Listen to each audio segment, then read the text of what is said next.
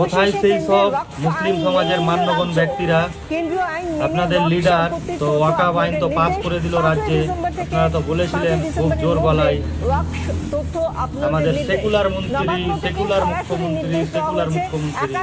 আজ মুসলিম সম্প্রদায়ের লোকের যে বাঁশটা দিল মমতা ব্যানার্জি, এই বাঁশ থেকে মুসলিম সম্প্রদায়ের লোক কোনোদিন আর বাইরে বেরোতে পারবে না।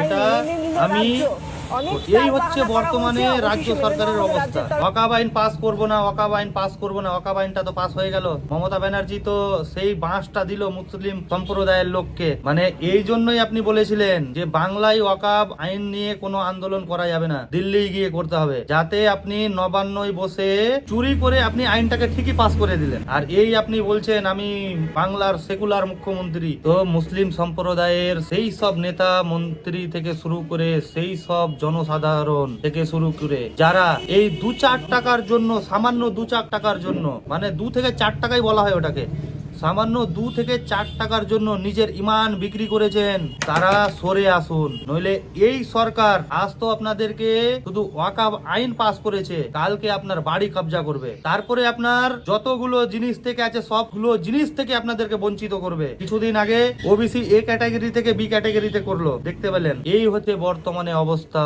আর একটা তো আছেই, মাদ্রাসার শিক্ষকদের বেতন বন্ধ। আর আপনি বলছেন আপনি বাংলার সেকুলার মুখ্যমন্ত্রী।